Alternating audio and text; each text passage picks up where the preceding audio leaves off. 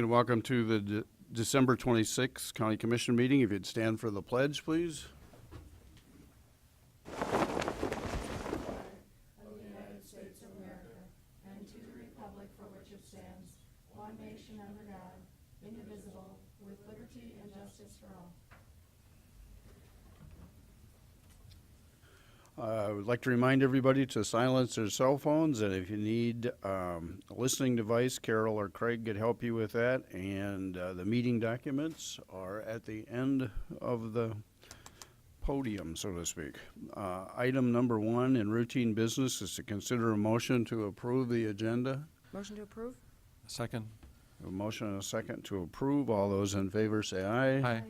All opposed, nay. Motion unanimously passes. Item 2 is to approve the minutes from 12/19. So moved. Second. It's a good thing you two get along today.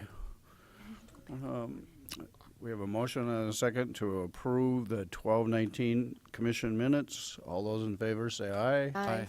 Opposed, nay. Motion unanimously passes. Item 3 is bills to be paid of $913,300.23. Pay the bills. Second. Any, Commissioner Barth? Mr. Chairman, for the last time this year, I'll comment on the bills. So today's bills include more money going out on the Rodney Burgett case, another $2,700. And there was one individual that in the medical bills that cost us $30,000. It's always lots of public safety related issues. Any other comments? If not, we have a motion and a second to approve the bills. All those in favor say aye. Aye. Aye. Those opposed, nay. Motion unanimously passes. Item 4, reports, is the Register of Deeds official statement of revenue collected for November. Item 5, personnel actions, to consider a motion to approve routine personnel action. That's my motion. Second. We have a motion and a second to approve. Any comments? If not, all those in favor say aye. Aye. Those opposed, nay. Motion unanimously passes. No applications for abatement or notices and requests, no planning and zoning notices, or no petition for compromise of lien. Now would be the opportunity to make a public comment on any item that's not on the agenda. Item 10 is a public hearing and a second reading on the amendment to the 1990 revised zoning ordinance for Minnehaha County. Mr. Anderson. Thank you. Scott Anderson, County Planning Director. Today is the second reading and final adoption of a rezoning request that's been before the Planning Commission. This is for rezoning 17-5. It's to rezone approximately 11 acres from A1 agriculture to C commercial. The property is located at 26767 466th Avenue, which is what we would call Wildwater West. I think most of the community is familiar with Wildwater West. The applicant is requesting to rezone this to commercial to do some further developments, which would be hand in hand with the existing commercial development that's there. This has been advertised in the papers for a hearing today by the auditor. The Planning Commission, this also had a hearing in front of the Planning Commission, and the Planning Commission recommended approval at their November 27th meeting, and those minutes I have included for your review. I can show you a couple of slides. It's bare ground, but it'll give you at least an idea of what side of the water park it's located on. So, do you want me to move them? I can do that. So this is the location. It's basically near the intersection of 41st Street and Highway 17. And you can see Wildwater West directly to the south. And then the box in the red is the 11 acres that is going to be proposed to be rezoned and then developed commercially sometime after the approvals are obtained. So what the applicant's proposing is a stage to do some like a performance stage, and this shows where the location of that stage is going to be, and that will be heard in front of the Planning Commission at our next meeting. So This just shows, this is the property, and you're looking directly south at the existing Wildwater West recreational facility that's there. This is the site. You can see it's basically just open field pasture at the moment. And that is it. I will go back to the slide which shows the, I guess we'll leave it at this one. I'd be glad to answer any questions, but this is a public hearing, and the applicant is here if you have any questions. Does anyone have any questions for Scott? Just a comment, Commissioner? partially a question. Scott, as I recall, there were no opponents at the meeting on this. No, there was not. So this was not controversial at the planning commission. And the planning commission had a discussion about the appropriateness of this commercial development. I mean, we're seeing commercial development along this area. You have it up at the corner. We recently rezoned Blue Haven Barn area. So, I mean, this is an area where there is commercial activity occurring. Thank you. This is a public hearing, so we'll listen if there is anyone who would like to make comments. Mr. Phillips, would you like to make any comments before we go to the opposition, if there is any? You'll need to come to the mic, though. My name is Francis Phillips. I'm the general manager of Wildwater West, and we've been contemplating several additions out there. Every so many years, we like to diversify a little bit. And what we had gone to, we had hosted Lifelight music festival for about 5 years, and then they went down to Worthing, South Dakota, on a piece of property there for the last 7 years. Well, they kind of disbanded their big festival. Now they're doing a local. And so what we did is we went to their public auction. I'm thinking this was in October. And we purchased a stage and a Quonset building and a lot of their electrical and whatnot down there. I think we repurchased a lot of the stuff we donated to them on the front side. Anyway, I'm not sure about that. But either way, so when Lifelight was out there, we spent a lot of, excuse me, we spent a lot of energy to develop this north piece of our property with Lifelight, and got to thinking, after they were there a year or two, we got to thinking this is kind of a neat area for them, and we were hoping at some point to piggyback on our combined efforts to one day do our own festival ground, kind of a multi-purpose festival facility. We do get a number of people that call us asking us if we hold concerts. There are people who especially bands that aren't real big, they have called us saying, gee, we can't necessarily afford to go to the arena or to the fairgrounds, but we'd certainly like to hold an outdoor festivals, spring, summer, fall. And, we'd look for an area. And we trenched in during the Lifelight period a tremendous amount of three-phase power and did a lot of dirt work. We owned Caterpillars and backhoes and all that. So during the Lifelight time, that area there was kind of hill and dale and whatever. So we did a lot of work on the ground for drainage and power and all that. And like I said, our hope was at one point to develop that property into a festival ground. And the impetus there for us was when Lifelight had their auction. We're like, this might be the right time for us to go and gobble up some of the things that they had and do our own property. So we chose that area directly north of the water park, which you can see is substantially west of Highway 17. Where the boxes there would be the festival ground. The stage would be kind of in that bottom left corner, facing at a 45 degree through that festival area. So the whole ground does kind of slope toward that stage. And we're staying far enough off of 17 that, it doesn't, impact anything. We have, adequate roads in and out of the water park anyway, and that's the roads and the parking that would be used, at Wildwater West. There are days where we'll have 4, 5, 6,000 people out there, in any given day. If it rains, nobody shows up. But on the good side, we can pack that park pretty well. No accidents coming or going. There was a north entrance into the park that is closed now. It's only for agriculture because we hate that area there. So people come and go from the main entrance of the water park. If we were to have festivals, yeah, I think, we'd have probably in the evening. And we've had some festivals in the past, smaller things. I don't know if you remember the, what was that, where they dressed up in those costumes? What was that? Renaissance. Oh, yeah, Renaissance yeah. Festival. We did that, yeah. And every time they would come out, it would rain about 6 inches. So, yeah. But even that, yeah, that was kind of fun to do. So anyway, that's what our plan is to, take this strip of ground here and, develop it into festivals.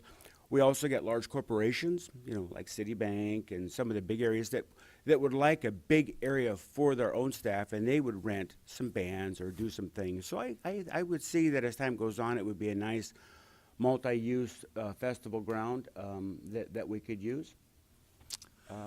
Any questions about the project? Thank you. Does anyone have any questions? I have another question for Scott eventually. But Okay. Thank you. Anyone else who'd like to speak either for or oppose the project, we'd like to hear from them now. No one's coming forward, so Commissioner Barth. Scott, the existing water park is zoned ag, right? That's correct. Wouldn't we want to fix that at some point and make it commercial? Well, we could, but that's really something that is driven by the developer. So if they would like to come in sometime and rezone it, we would do that. We would, help them through that process.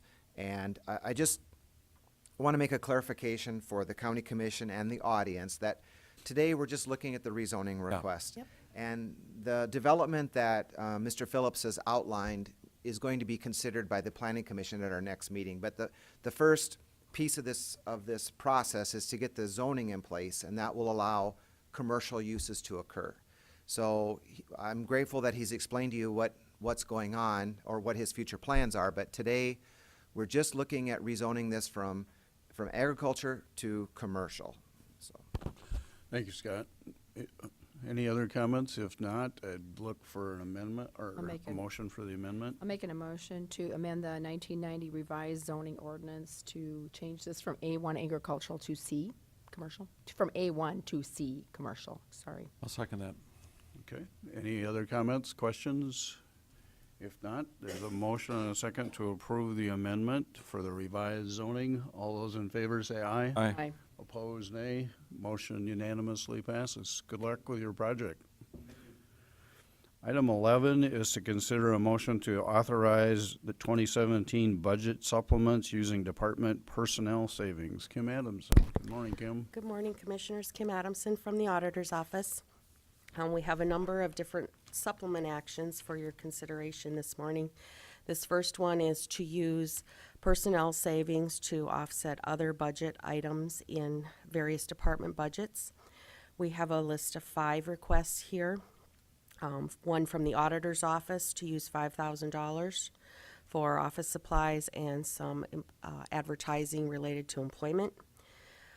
For JDC to use $23,500 in order to replace some radio equipment and floor mats at the detention center. For juvenile alternatives to use $50,000 to offset their LSS contract costs for shelter care. For the public defender to use $74,000 for expert witness costs for 2017. And lastly, for the state's attorney's office to use $40,000 for higher costs of blood withdrawal and chemical analysis and some publishing fees. Thank you. Questions for Kim, Commissioner Heiberger? I have several questions, and I apologize, Kim, for not talking to you ahead of time. I finished reading these things last night. So my questions were on the JDC requests, and I have talked to the director a little bit on this too. So he's requested to replace some radios that are in his long-term budget. I realize you're not supposed to take budget savings from one department and move it to the other. Last year, we had JDC, and the alternative budgets were one budget, so then last year it would have been easy to do. But by not spending this extra $23,000, it will go back to the general fund, and that money still could cover costs alternatives, because we would be just covering it out of the general fund, because our alternatives to detention fund is short $100,000.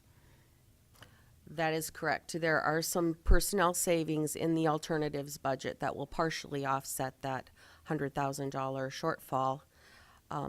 But we would still need a supplement to the juvenile alternatives budget to cover that $50,000. Correct, but at least we wouldn't be spending 20-some thousand dollars of money that we have, it's budgeted for in In the juvenile 2018. detention. So that's my dilemma here, is that, so where's the bottom line on our budget? And is this worth spending, or should I be saving this for my general fund to spend it where it's needed and keep these items in 2018-19 budget? And that's truly a decision that is up to this board to determine whether you want to authorize that additional spending for juvenile detention center. Okay. I mean, I can report to you that county-wide, we have personnel savings of about $1 million, which is consistent with what we see annually based on delays in hiring and turnover in various staffing areas, so. Maybe I could ask Jamie a question. No? Oh, Go ahead. Jamie, can you come up, so I could ask you a question, sorry. That's fine. Good morning, Jamie Gravitt, Director of the Juvenile Detention Center.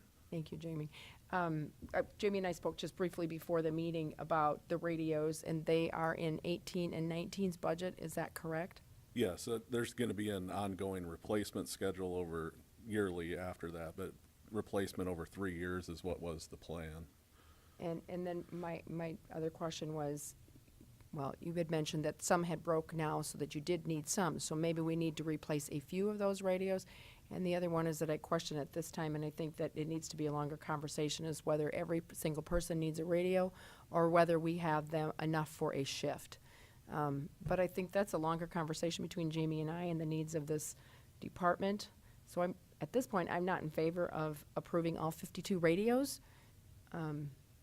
because I think there needs to be more of a conversation than me reading it on Christmas night. I understand. Yeah.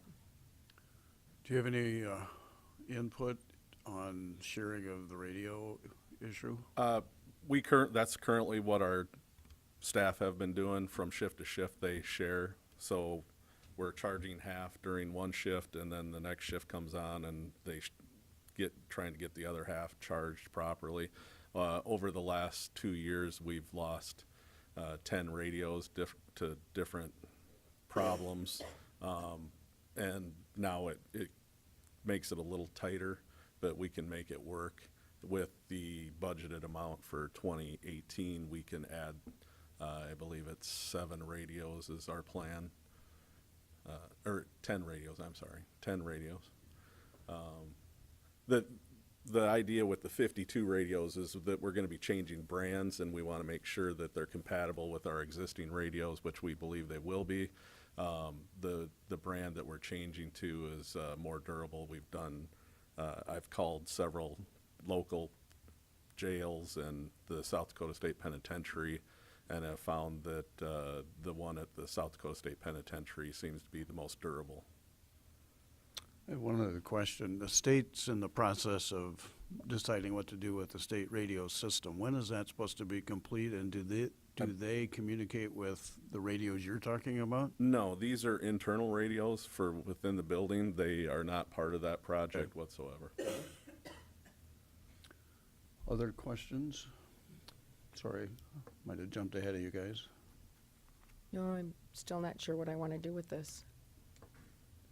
Well, I can't make a motion, so No, I know. If you could, what would it be?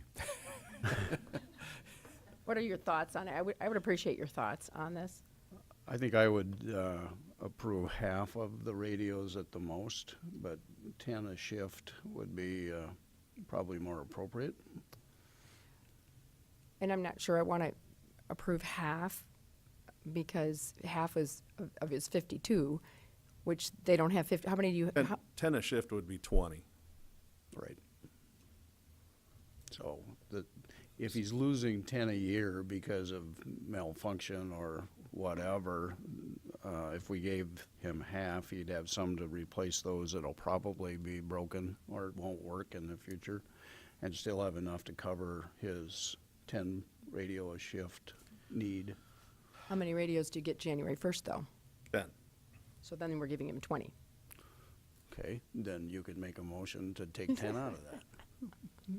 So right now you're asking for 52? Yeah, the idea was that I would assign them to each individual staff, and they'd be responsible for them. If they're not taking care of them properly, I'd be looking to hold them accountable for replacement. Some of the damage that is done is because of improper handling. Some of it is there's nothing that they can control in the situation. If we get into a restraint, it gets knocked around, something to that situation, but some of it is due to improper handling. So that was my idea on assigning each individual staff their own radio. Mr. Chairman, I think that there is, if you have more than one kind of radio, then you have a logistical issue going on. And actually, I had a job where I shared weapons with other employees, and it turned out to be somewhat hazardous. Someone put a gun away that was still loaded, and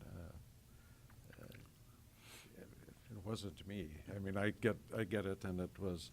So potentially, if you have your own radio and there's damage to it, it's attributable to, Jeff. Whereas if we share it and there's 3 different people have handled it since yesterday, I think we should either get half of them, 26, or else get all of them and be on one logistical trail. Parts, batteries, supplies for 2 different, things, I think becomes a problem. That's why, I think we're better off if all of our police cruisers are the same model, et cetera. So I don't know. I'm willing to hear what you guys think. My comment. We have to come to a consensus because this is the end of the year and there's 3 of us. And I have another question. Why do we have so many radios that are damaged or used improperly? It doesn't seem like that shouldn't be a correctable thing. It's sloppiness with staff and dropping them, and it's different ways that people connect them to their uniform. If we went to a uniform pant style that they have to wear, there'd be less dropping. Some wear pants where the pockets aren't as strong, and then they're not held as securely to their body, and they can fall off. maybe we need to look at I mean, stronger belts or something, Right. that hold the cases that hold the thing. I'm still not okay with doing all of them. Next year you get you get 10 additional ones, so I guess I would be okay. I will concede. Concede. Concede. That's not a motion. I know it's not. I'm telling you what I'm thinking. I would concede to doing 10 this year because you'd get 10 this year and 10 next year, and I think that you and I as liaison will have a conversation about whether we need radios for every person. We can discuss that because he's still got some in the budget for next year, and then he also wants mats, which are in the 2018 budget, or they are not. They are not currently in the 2018 budget. Well, I don't think you conceded enough, but I'll make a motion to buy 10 radios. We also have we'll do the radios first. I will second the motion for 10 radios. Okay. We have a motion and a second to approve 10 radios for JDC. Any other comments or questions? Mr. In Chair. favor? Oh, go ahead. All those in favor say aye. Aye. All those opposed, nay. Motion unanimously passes. The second issue is that he has $2,500 worth of matting that They're foldable gym floor mats is what I'm looking for. I did not put them in the 2018 budget. That was one of the things that I trimmed out, trying to stretch another year out of them. They are getting pretty ragged. We use those for training of staff and then also for certain games with the youth in the gym. Is there any questions for Jamie? I'll make a motion to approve the mats. Okay. I'll second that. We have a motion and a second to approve the mats. All those in favor say aye. Aye. Aye. Those opposed, nay. Good? Yep. Go- Then- go Thank you, ahead. Jamie. Thank The- you. Thank you, Jamie, for coming. Then the rest of the funds from the JDC budget would end up in the general fund, which would help to, not that it does, but offset the cost that, by separating those two different budgets, and that really was my point. Yep. May I ask for one point of clarification? The approval of 10 radios, what cost do we assign to that so that we know exactly what our supplement will be? Jamie? Okay, so $4,000.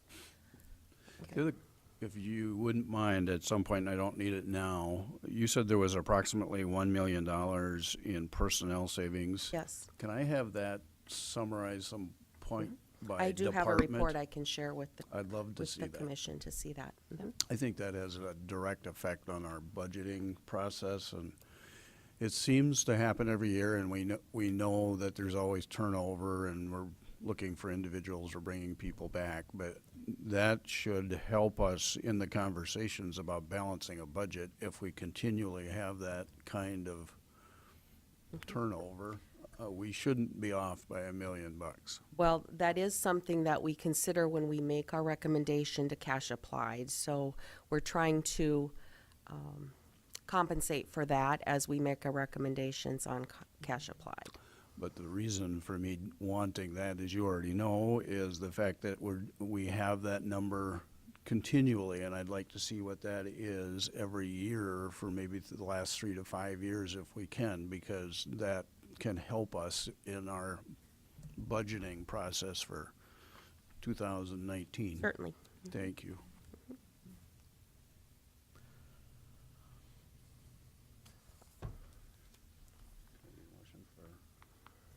We're gonna need a motion Oh. to complete our budget supplements. Yep. I'm wondering if there's any conflicting conversation, if you will, on the rest of it, or should we take each of these individually? I don't have a conflicting comment, but I do have a comment. Surprise. Why don't we have that now? Go ahead. I just would point out that some of these other expenses, whether it's the public defender, the state's attorney, the sheriff's department, these are the expenses which every year come and bite us, so to speak, the court costs, et cetera.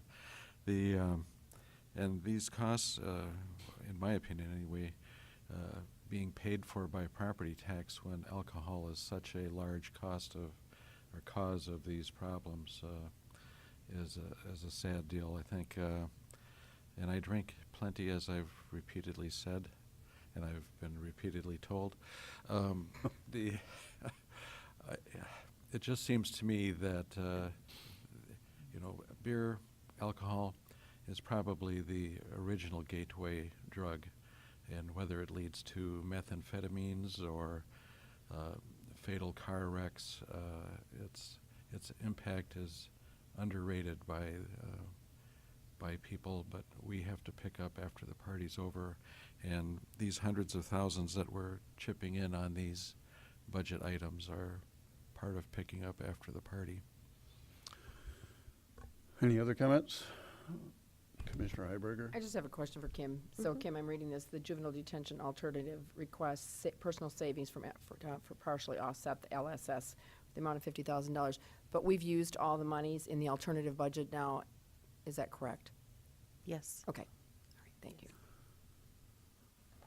I have a comment, and I don't want to dilute what the other comments have already been said, but in a $45 million general budget allocation for 2017, if we're allocating $200,000 out of that budget, that's really good budgeting.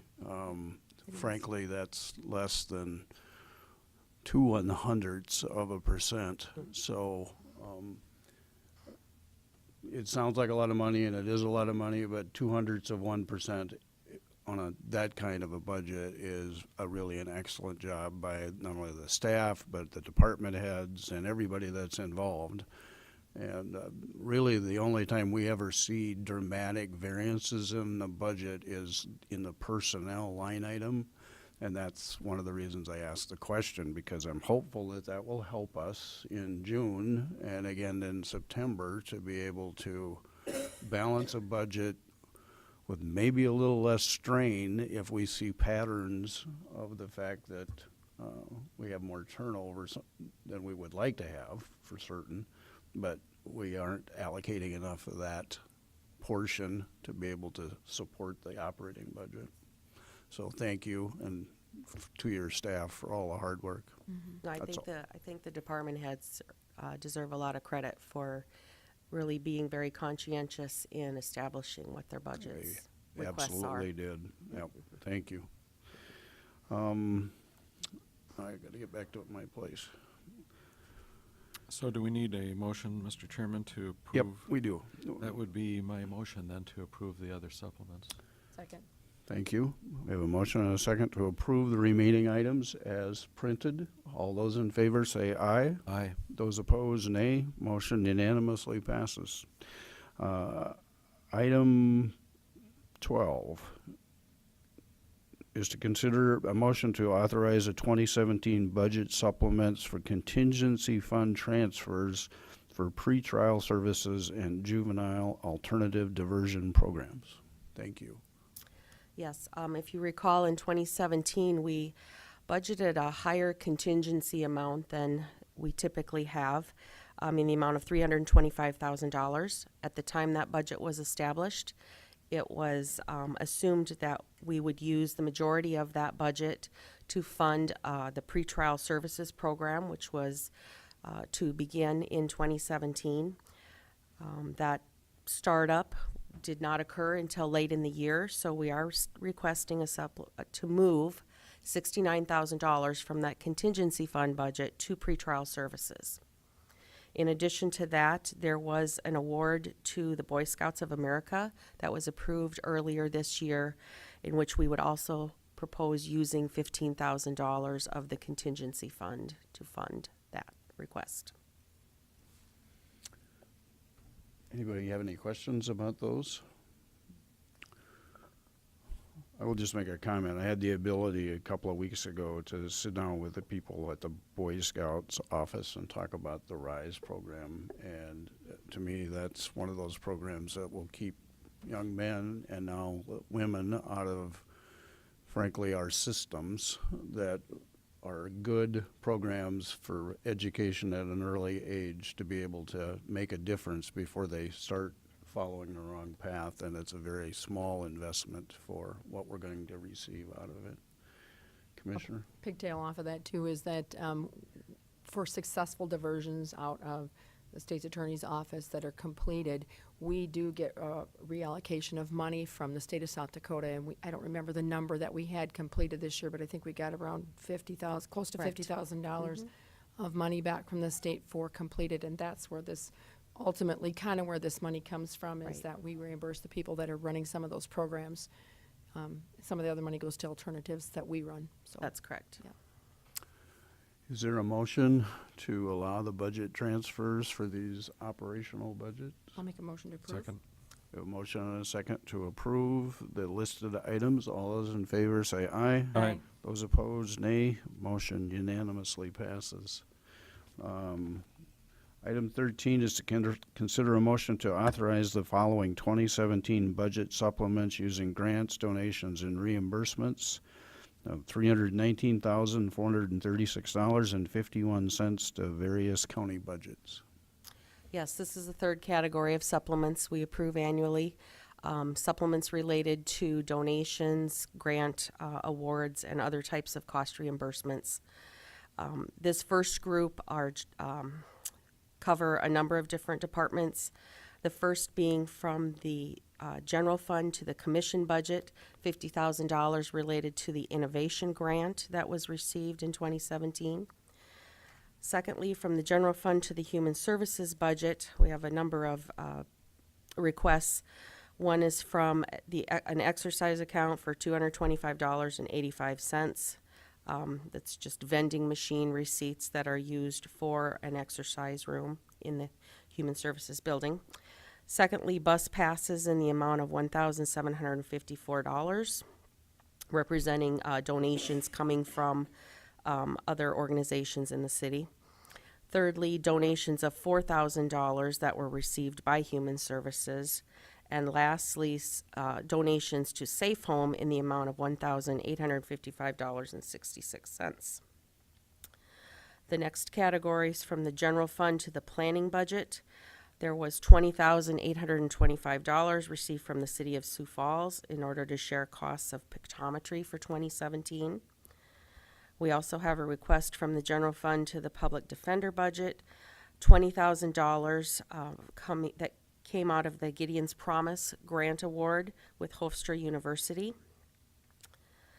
A request for pass-through grant from the pass-through grant fund to the hospital preparedness grant for $112,500, and for the Indian Child Welfare Act professional services in the amount of $108,276.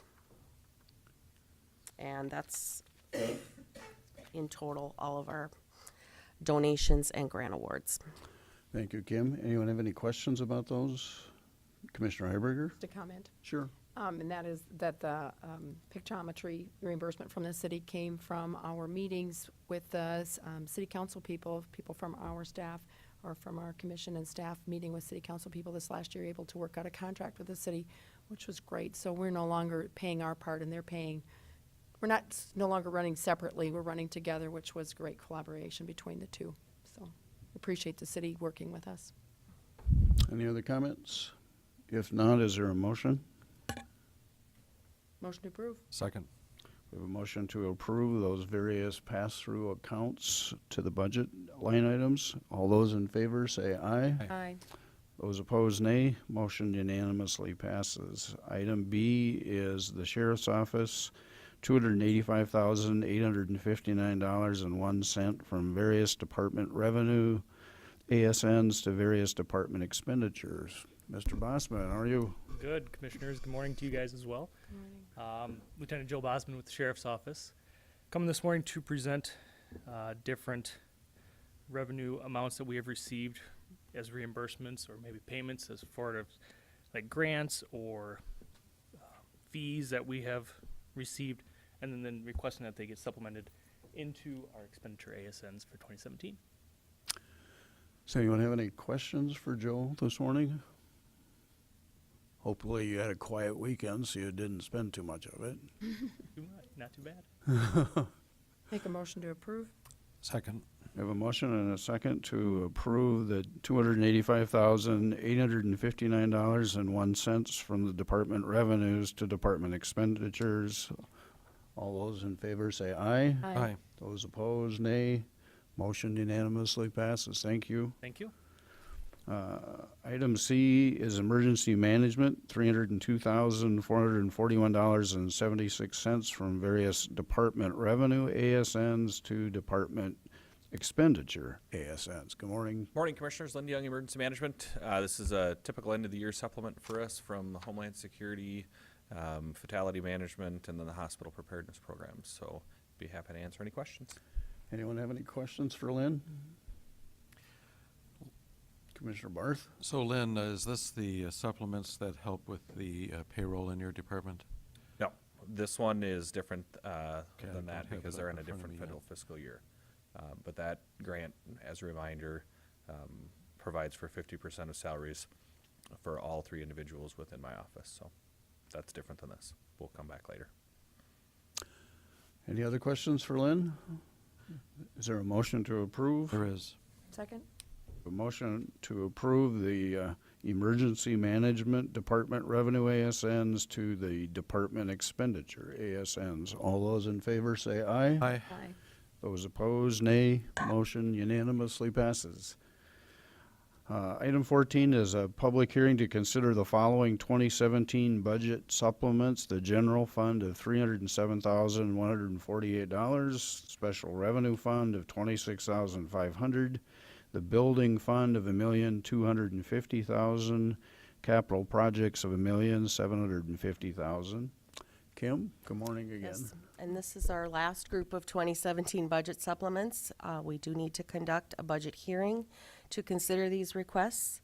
As was stated on the agenda, we've got in the general fund requests for the coroner of $18,000 for transport and lab costs, a request for courts of $237,000 for primarily attorney fees, also commitment costs and interpreters. In juvenile alternatives, a request for an additional $50,000 to assist with the costs of our LSS shelter care contract. In planning, a supplement of $2,148 for the cost of nuisance abatements. In the highway intergovernmental fund, a supplement of $6,500 for wheel tax distributions to townships and municipalities. In emergency management, a supplement of $20,000 for an unbudgeted vehicle replacement. In the building fund, a supplement of $1,250,000, which is for the design and construction costs for the museum collections facility, not budgeted in 2017. And lastly, in the capital projects fund, a supplement of $1,750,000 for the jail expansion, which represents the cost of the land acquisition, some building design, and startup construction costs that were incurred in 2017. Thank you, Kim. Questions for Kim on these items? Commissioner Barth? Kim, on the planning cleanup things, those bills then go on to the property. They do get passed along to the property owner, So we won't get that money, though, until 2019? probably 2018. Okay, They are billed. that's helpful. And, Mr. Chairman, that's not on the list, but as we know, planning lost one of their vehicles in a motor vehicle accident. And although I don't know that it's settled, I wonder at what point we might want to put some money towards that project of replacing that vehicle. I just mentioned that. Any other questions for Kim? The $1,750,000 for the land, parking, building, design, and construction for the jail expansion is part of the bond. That's correct. We Yeah. will be able to do a reimbursement from bond proceeds for Well. that, and that is scheduled for this Thursday. Yep, good. Just wanted to make sure. Any other questions or comments? Well, if I might, Yep. Kim, the planning department, do they have much left over in their budget as far as if we were to move ahead with getting another vehicle? Let's see. I don't have a summary of what was left in their operating expenses. Their salary and benefits was about $4,200 under budget is all. We Okay. did not list that as a 2017 Right. supplement request just because we don't know yet what our insurance proceeds will be, what our actual Okay. costs will be. But it will be something we may want to consider early in 2018 when we do our carryover supplements. Other questions? If not, is there a motion to approve, or, no, it's a public hearing, thank you. I knew what you were gonna say. This is a public hearing. If there's anyone that would like to make comments about any of those items,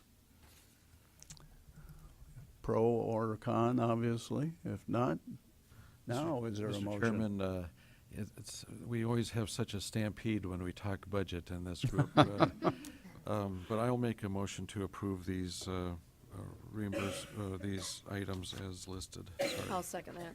We have a motion and a second to approve the budget supplements that were listed. All those in favor say aye. Aye. Aye. Those opposed, nay. Motion unanimously passes. Item 15 is to authorize the chair to sign a 2018 per diem agreement for secure and non-secure detention between Minnehaha County JDC partner counties, which are listed, and Lutheran Social Services. Jamie Gravitt. Jamie Gravitt, Director of the Juvenile Detention Center. This is our yearly contract with our 15 partner counties for what we're going to charge for secure detention at JDC, along with community supervision and evening report center for Lincoln County. That's the only county we provide those services to due to the proximity. The amount for each of these items was increased by 2% this year over the 2017 rates. All the contracts were received back from the counties with no questions or concerns. I'd ask that you approve these contracts. Thank you, Jamie. Any other questions or comments from Jamie? Thanks for doing that. And since there were no other comments about the discussion of changing the rate, and that's a positive thing. Make a motion to authorize the chair to sign this agreement. Second. A motion and a second to authorize the chair to sign the agreement with the various counties and LSS. All those in favor say aye. Aye. Opposed, nay. Motion unanimously passes. Item 16 is to authorize the chair to sign 2018 agreement between the county and LSS to provide evening report center services. Lutheran Social Services provides a service of the evening report center as an alternative to holding kids in juvenile detention. It gives us daily contact or almost daily contact with youth that are out in the community but need just a little more assistance. They might have some troubles at home or some troubles with school. They're picked up from school, taken to LSS. They do some life skills programming. They help them find jobs. They help them with schoolwork. They give them a meal while they're there, teach them how to cook, how to budget. Then they deliver them home by about 8:30 at night. We found that this is pretty successful. We even have kids asking the judge to be able to continue this program after they've been adjudicated and sentenced in juvenile court. There currently isn't an opportunity for that to happen, but LSS is working with United Way to try and fund a predisposition or post-disposition option similar to this because of the the success that we've been seeing in this program. They did not increase the cost whatsoever for 2018. It has been planned for in the 2018 budget, and I would ask you to authorize the chair to sign this contract. Questions for Jamie? Just a comment. Yes. It is a very successful program. Jamie described it really well. And the reason that there isn't a post-adjudication one at this point, and we're hoping that they will get it up and going, is because the county is not responsible to pay for post-adjudication. And that's why we don't have one. So. Do you keep track of the recidivism rate? I believe Lutheran Social Services does 3-month and 6-month follow-ups. I don't have that information available, but I could gather that for you. That'd be nice. It would be. Any other questions for Jamie? If not, I'll like a motion to approve. Motion to approve? Second.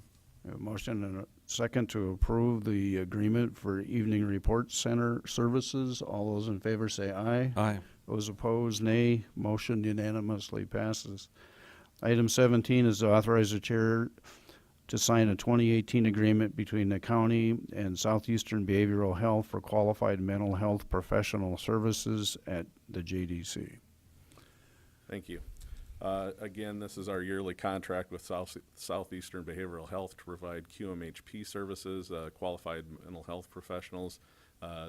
Most of their work is with new admissions that are coming in and are suicidal. They'll come in and assess the situation and give us guidance on what our protocol should be followed while they're there, and then they provide ongoing services for those youth as well. We've been able to incorporate an MRT, moral recognition therapy program at JDC as part of this budget as well. That's a program that's weekly with 8 youth, which helps them examine their thought processes and helps them make better decisions and hold themselves accountable. What's nice about that program is it can start at JDC and continue out in the community if they're placed on probation, or quite often a lot of the placements that are utilized by the Department of Corrections, if they're committed to DOC, utilize this program as well. So they can start with us and finish either in the community or at another placement. We have planned for this. They did not ask for any rate increases, and so the costs reflect the same as 2017. And I'd ask that you authorize the chairman to sign this contract. Thank you, Jamie. Any questions for Jamie on this? Motion to approve. Second. We have a motion and a second to approve the agreement with Southeastern Behavioral Health. All those in favor say aye. Aye. Those opposed, nay. Motion unanimously passes. Thank you. Thank you. Thank you. Item 18 is to consider a motion to supplement Human Services Budget ASN 21137 in the amount of $19,187.50, which represents the first half of the 2018 Emergency Food and Shelter Program Fund allocation. Good morning. Good morning. Lori Montes, Assistant Director, Human Services. We have been a part of this EFSP program for many years and have been acting as kind of a pass-through for the money. So we actually don't benefit from this program per se, other than maybe possibly some indirect benefits in some of the programs that we offer that may be offset a little bit by providing this money. For the third year, we're asking that these funds go to Bishop Dudley Hospitality House. And they will be able to spend that. That's one of the challenges with this money, is that it has to be spent fairly quickly, and even more so this year. So we believe by giving Bishop Dudley the whole amount, we'll be able to spend it by the January 31st deadline. Any questions for Lori? I'm excited about this, as usual, but is the, in the past, I think there's been some discussion about the amount of paperwork that the federal folks require. Has there been any decrease in that under the new administration? Not thus far. Well, we're anxiously awaiting that as well.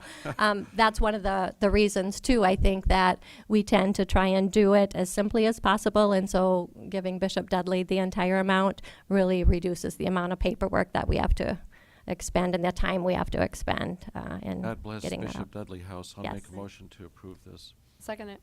Motion and a second. Just one quick question. Is this targeted primarily to families or individuals? It goes to individuals at the shelter, so it could be families as well, but primarily it's individuals. Okay. We have a motion and a second to approve the supplement. All those in favor say aye. Aye. Opposed, nay. Motion unanimously passes. Item 19. It's a briefing on the 2018 contract renewal between the Helpline Center and Minnehaha County Human Services. Or did I miss one? No, that's right. No, I lost my place. I'm sorry. So we are just asking, bringing this forward because the Helpline Center has asked for an increase. The amount that we have paid them has remained the same for a number of years, and this year they asked for that increase from $4,375 to $5,000. We believe that this is warranted. They continue to do a great deal of screening of our calls, after hours, evenings, weekends, and holidays, and do a lot of listening and support, or, kind of defer a lot of those calls so our on-call staff don't end up getting near as many as we would probably have otherwise. Questions? Motion to, we don't have a motion. Is there it's a just motion? briefing. Nope, there's just a Does it briefing. need Sorry. a motion? Just Nope. a briefing. When will this be taken up for a final approval? We don't Mr. need Chairman, to do it that. seems like a budget request that we get along with other nonprofits on a pretty regular basis. They're the only ones that stampede down here at budget time. We don't need to take any official action. So Not you're today. good. Great, okay. Thank you. you so much. Item 20 is to authorize Sherry to sign a temporary construction easement. I don't know who Sherry is. Neither. Must be supposed to be chairman. I bet it's I supposed bet to be that's supposed to chairman. be the chairman. Yep. Authorize the chairman, who could be known as Sherry. Temporary construction easement, Lot 2, Block 2 of Westwood Valley Addition. What a way to go out. Valley Addition to the city of Sioux Falls, Minnehaha County. Carol. Good morning, Commissioners. Carol Muller, Commission Administrative Officer. Yes, before you is a request for a temporary easement by the City of Sioux Falls. The action requested is to authorize the chairman to sign the temporary construction easement as you've described. On your screen, you can see that there's a small piece of land that is located just a few feet south of 32nd Street West and Ellis Road. Ellis Road is going to be going under construction in 2018. And the city has asked for a temporary easement so they can access it for the work that needs to be done, and then they will return it back to the shape it's in at this particular point. It looks like this is a piece of property that came to the county. It was part of a development that the developer basically walks away from, and the county ends up getting those pieces, and this would be one of those situations. So the request is to sign that. Any questions for Carol, Commissioner? Diverting a little bit, as far as who can we give this property to? Bob is here, so maybe he's got a comment Yeah, for us. actually, he's working He's on been that. I'll let really him speak. good about getting rid of little pieces of property that we shouldn't have gotten in the first place, but thoughts on this one? Good Bob, morning, thank you. Commissioner Heiberger. Thanks for letting me address this issue because it's come up a number of times. In this particular case, in 2009 is when this actually came up as a tax deed property. However, at that time, the developer was going through court actions and it was offered to the city. And the city didn't want to take it due to the pending legal actions, which the dust has settled on at this point, and it's looking a lot more attractive. I was in contact with the city office, real estate office, about 2 weeks ago, and they are indeed looking at taking possession of this property, of accepting it. It's interesting to note that there's back about the same time that this happened, there's a number of contractors that went broke and situations of this here sort accumulated. And then there's the other thing that, when contractors do a development, there's usually BMPs and ponds and things like that, which are fine if that contractor has an office on there or maintains some of that property. But what they've found out is after they sell all the lots out, they no longer have an interest in maintaining that lot in perpetuity. So they found out if they don't pay the property taxes, it winds up with us. Unfortunately, some of these properties that have liens and things against them have been very complicated, and the cost of doing a quiet title action by the city, they look at it and go, we don't want it. In one case, they own the property. We gave them the property on drainage ahead of it.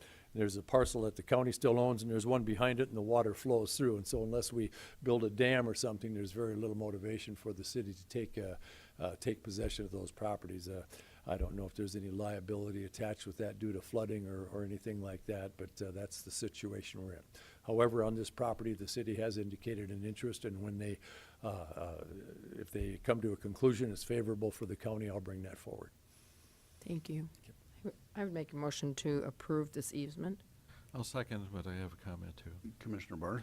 You know, this is another example of the drainage situation where you chop up these acreages into lots that you sell, and then you have the orphan piece that nobody pays taxes on, no one maintains, and we wind up owning it. You know, a piece 300 feet long and 12 feet wide.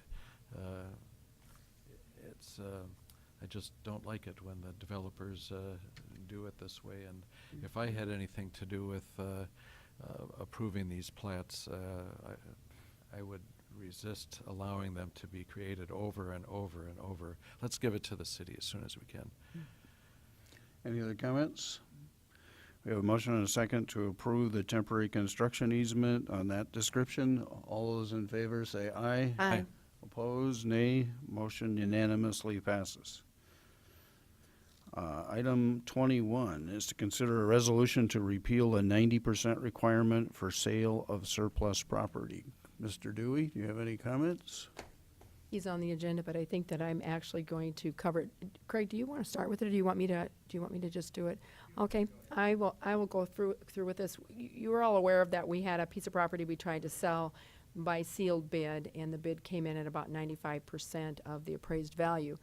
And then we started looking at, we wanted to get a broker. Well, in order to get, as you are well aware of, because of South Dakota codified law, because of the way the law is written, if we get a broker, we have to have 90% or greater in order to sell that property. Well, so now we're stuck between a 45% bid and a greater than 90% bid. The realtors want to make a profit on a piece of property, but putting them under these constraints puts us in a bind also. I can take and sell this for a sealed bid for $5, and it's okay by South Dakota codified law. I can take this to auction and I can sell it for $10, and it would be okay with South Dakota codified law. But if I get a broker who is a professional and have them help me market this building, I can't sell it unless it's greater than 90% of the appraised value. Several people have said, we'll just have it reappraised. Well, so what are we supposed to do? Keep reappraising it until we get it below the 95% or the 45%? That doesn't make sense either. As elected officials, I feel like we are smart enough and invested enough in our own taxpayer money to sell this for a reasonable price and to be able to look at all of the data that we have to make a good decision. So all that being said, I have met with probably between around 15 different legislators so far and pitched this idea that I would like to see us change I'd like to see the legislators change codified law number 6-13-52, I believe, to allow us to be able to work with a realtor in order to sell this property for a reasonable price and to remove that 90%. I'm bringing it to the commission first because I need to have permission from the commission to move forward with, to take this and try to get a sponsor from the legislature and move this forward with the legislature this next year. So that's where I'm at. Thank you. Any questions for Cindy? I like it. Makes sense. I'm gonna make a motion now. I'll make a motion to approve this legislative suggestion, and I guess I would say, I hope when we go to peer that they don't say, well, it's just a Sioux Falls, Minnehaha problem and toss it, because Jackson County doesn't have a similar property they're trying to dispose of. We need to get this changed. Do we, first of all, have a second? I have a second. Okay. We have a motion and a second. Any other comments? I would say, too, that I did meet with a couple of realtors, too, that will be interested in helping to get the word out across the state of South Dakota. So next we will go to legislators and get a sponsor for our bill. Thank you. Motion and a second. All those in favor say aye. Aye. Those opposed, nay. Motion unanimously passes. Item 22 are liaison reports. Any liaison reports?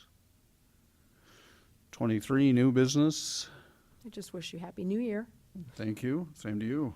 Mr. Chairman, I'd comment under new business because Okay. we're coming to the end of this year. We're going to be picking our newspaper, for example, our official newspapers. And, if we didn't have the chamber covering our meetings, I don't know if we would get any coverage at all. And they're here every week. The Argus Leader hasn't been here for once every 3 months. And I actually went over to the Argus recently and couldn't get in during business hours. It was like 1 o'clock in the afternoon.